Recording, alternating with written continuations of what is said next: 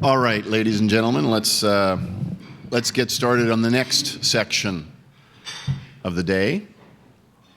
It gives me great pleasure to introduce my longtime friend and colleague, Tom Velk.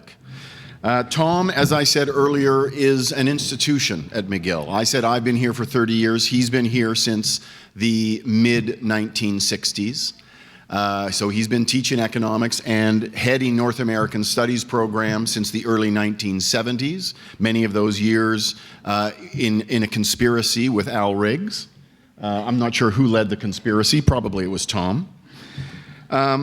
Most students that you saw today, and many students from the past 20 years who have seen and heard and learned from Tom, think of Tom as a conservative, as a libertarian, and as a pretty serious and honest Republican. And he was not always that. Tom, when he first arrived here in the mid-1960s, Tom was a Democrat. In the mid and late 1970s, Tom was the head of Democrats Abroad for Canada. Tom campaigned actively and with passion and enthusiasm for Jimmy Carter. So just think about that. So Tom looks back on those days as formative days for him. They were days when he learned things not to repeat. So he has grown. He has grown from his past. But as I say, he has been in the economics department for a long time. We have a round table in the faculty club that is up on the second floor that is a collecting point for many of us who consider ourselves regulars at the round table for lunch. And Tom is one of those regulars and has been one of those regulars for many, many years. And at those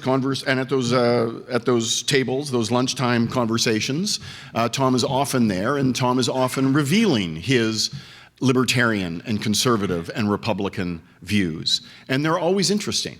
They're always interesting, and Tom is, and you heard it today from Todd Fox, that Tom is very much in favor of respectful and enthusiastic disagreement. I have never, ever seen Tom shy away from a debate. He truly believes in debate. Tom and I debate many things. Tom doesn't really believe much in the role of central banks. He actually will talk at length and probably has written at length about why we should have a private banking system and why we shouldn't give the monopoly note issue to central banks. I think he's completely wrong on that. And I've told him several times that I think he's completely wrong on that, and we've simply agreed to disagree. But Tom is really about public policy and economics and very much connected to the set of issues that we've been talking about today in North American Studies. So it gives me, and of course he has a media presence. Many of you, if you spent some time in Montreal, will have seen him on local TV talking about all kinds of economic issues, read his op-eds in various newspapers. He is very much a personality and very much has an economic presence at McGill University, and we will be sorry to see him go. But we're delighted to have him here today to talk a little bit about, I'm not quite sure what he's going to talk about. And we're never quite sure what Tom's going to talk about, so just hold on to your seats. And Tom Velk will probably talk about something to do with the Canada-US relationship. He'll probably talk about North American Studies. He may even have a few words to say about Brian Mulroney, who will be the next event. So ladies and gentlemen, without further ado, Tom Velk. All right, you're good? Well, one thing about being introduced by a friend is that they don't know, or at least they won't talk about all of the things that they could say, but don't. My job here is I'm going to say three things. First of all, I've got to say thank you to the group that put all this together, certainly including Chris and including that whole gang of my former students. And I'm going to do that in a way that might surprise you. Next, I'm going to say that North American Studies, which is now passed on to the place wherever dead programs go, But Chris, thank heavens, is going to look after at least some of our money and a lot of our traditions, and that's to the good. That's to the good. And finally, I'm going to take another kick at the can of trying to tell you what American exceptionalism is all about, by way of what passes for the academic component of my little talk. I've been sort of walking to this, or stumbling, at least as I tend to do now because of my eyesight, to this podium since 1938. I'm not a kid anymore. But the big broadcast, in the big broadcast of 1938, a tune was produced for the first time, and I'm going to rely on it. So, thanks for the memories of friendships that will last, chili at the farm, of papers that we wrote and shibboleths that we broke. Thanks for the memories of places that we went, including far-off Tashkent. I could have gone on, but I don't think I will. Thank you for that, for no tomatoes so far.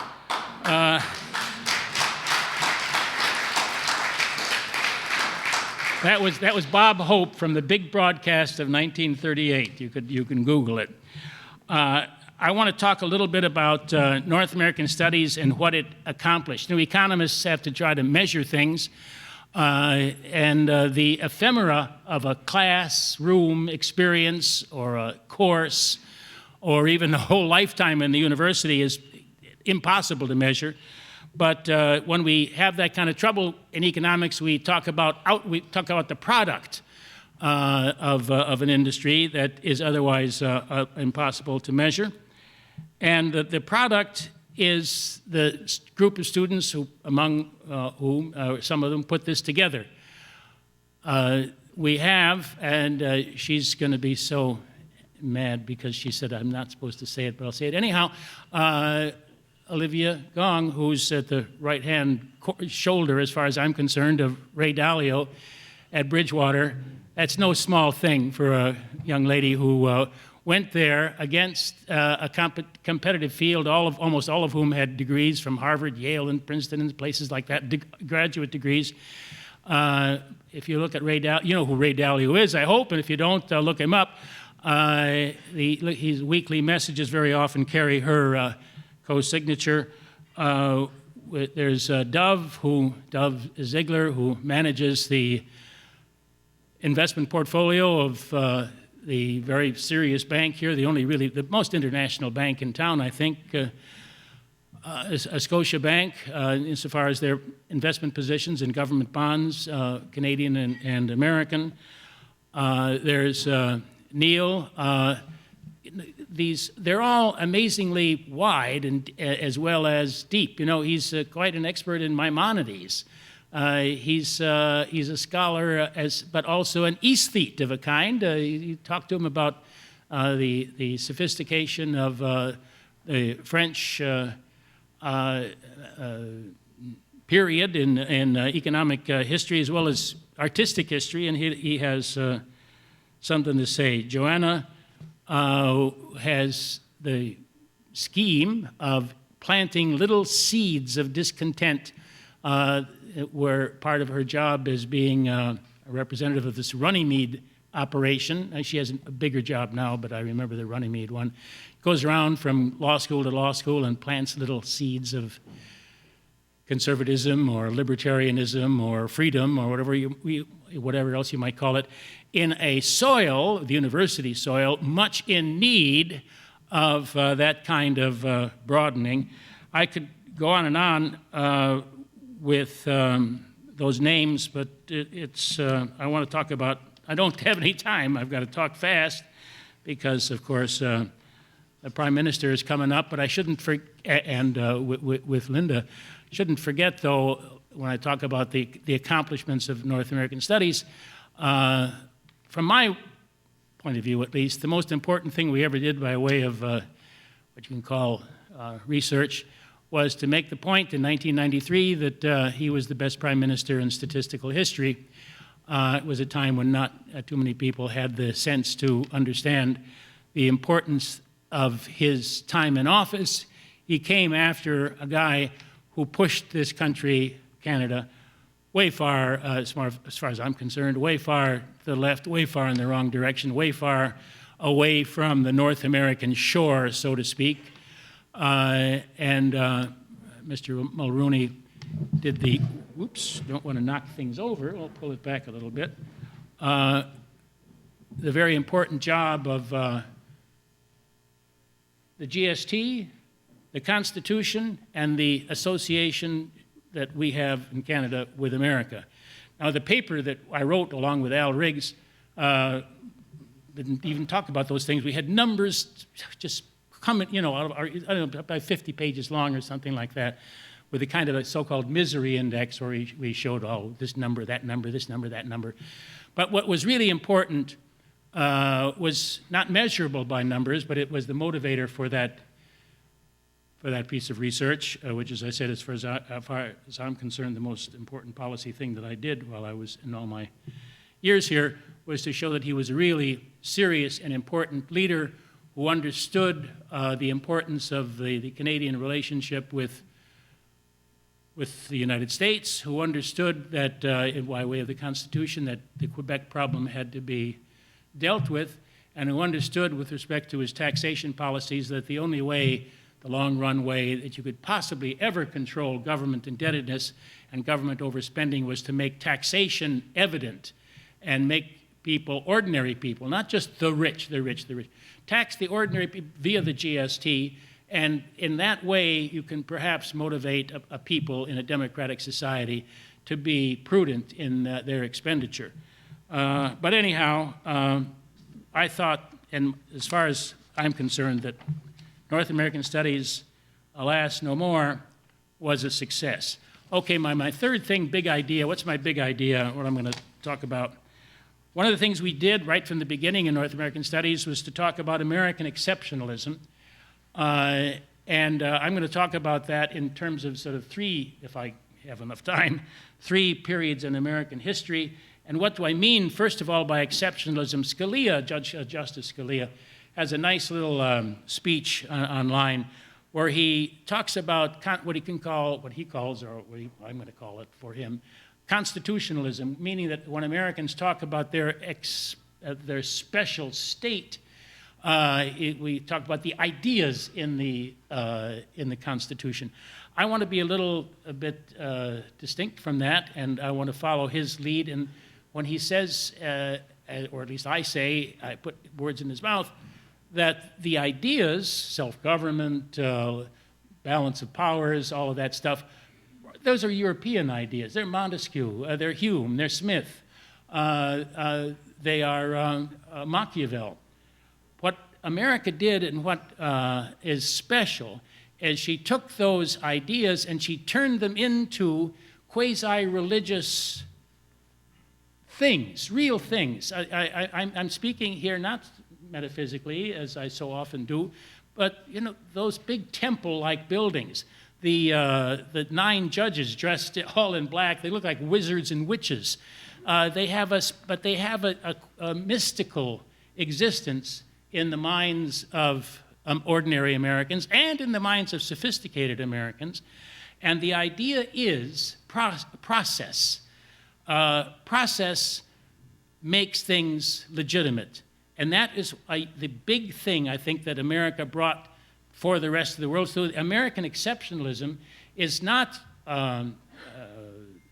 just special to America. It's a way of treating your constitutional guarantees that makes them work, turns them into something that can be, in some ways in America, worshipped, an object of veneration.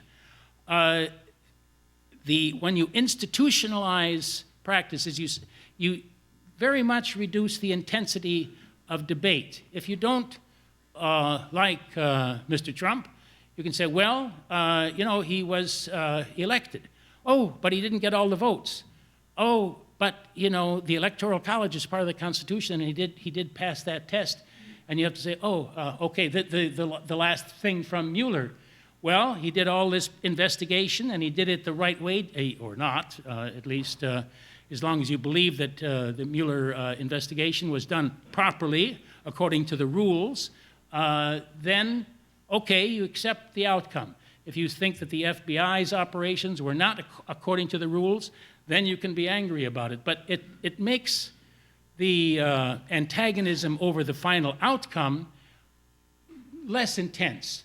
And it also does another very special thing for America, in contrast with lots of other societies. It gets rid of, forgive me for a fancy word, teleology. It gets rid of the idea that the country is there for a goal, already, you see how fast it goes? 5 minutes. Good. It's all right. It's all right. I was going to read you Tocqueville's passages, which my students heard many times, and I won't do it now. I just get this other idea out.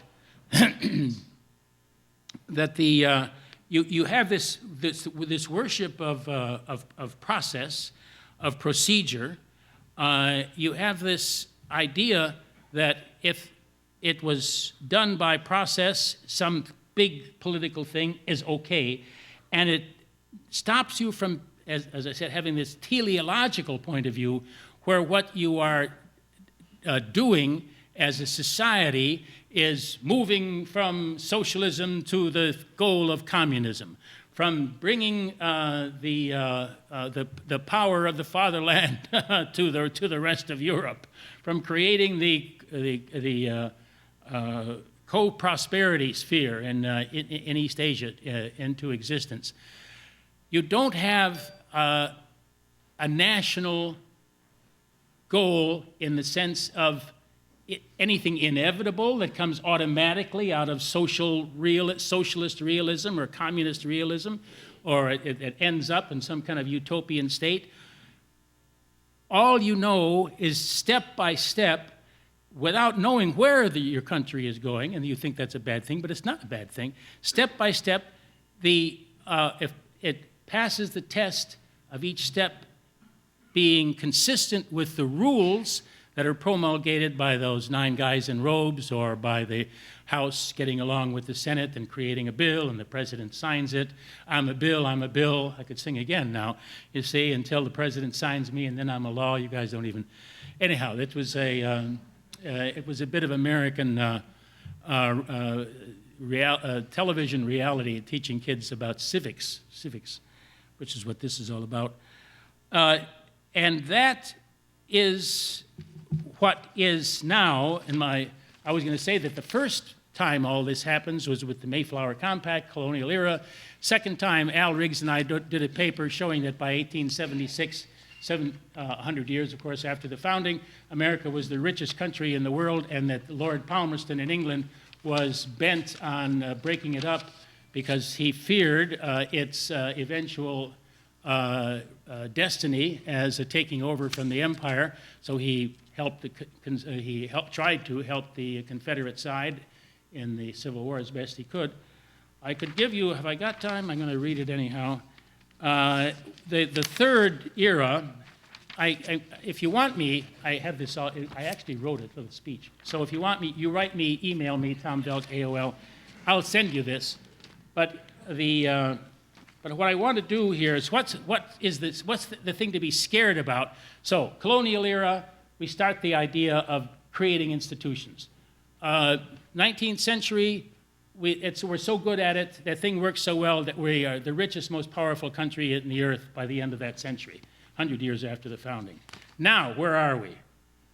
Well, the danger is that I seek to trace the novel features under which despotism may appear in the world. The first thing that strikes the observer is an innumerable multitude of men, all equal and alike, incessantly endeavoring to procure the petty and paltry pleasures with which they glut their lives. Each of them living apart is a stranger to the rest. I'm skipping now. Above that race of men stands an immense and tutelary power, teaching power, which takes upon itself alone to secure their gratifications and to watch over their fate. That power is absolute, minute, regular, provident, and mild. It would be like the authority of a parent if, like that authority, its object was to bring man to manhood, but instead it seeks to keep them in perpetual childhood.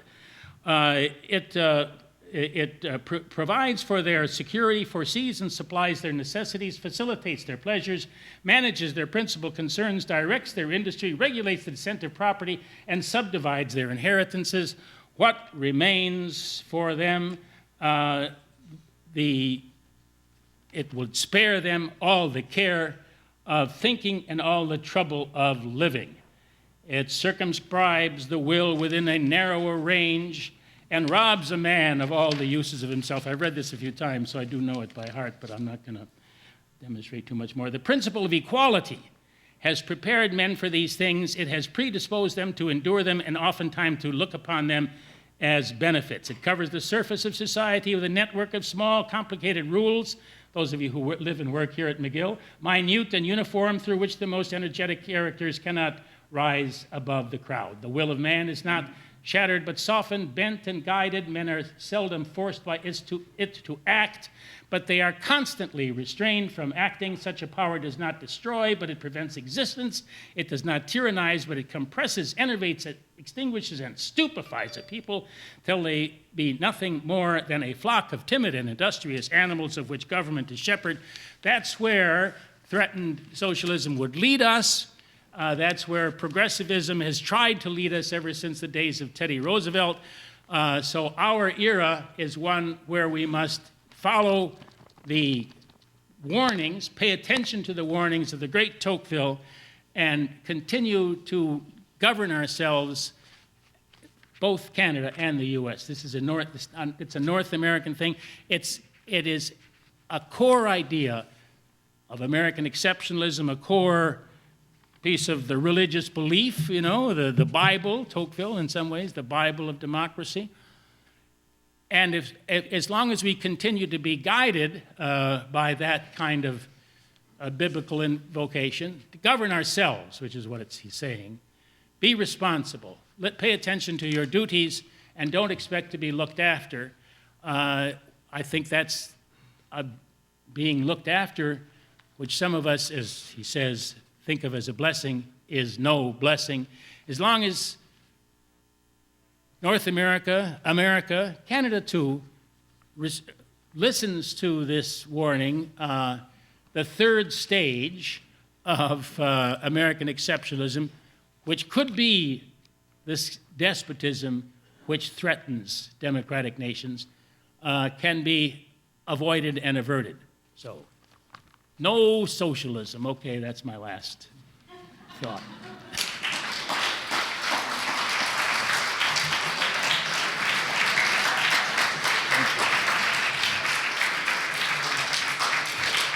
I think now, I know somebody is going to,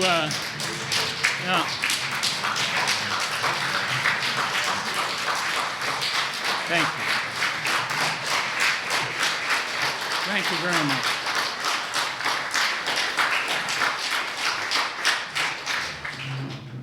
Thank you, really, seriously, very, very much.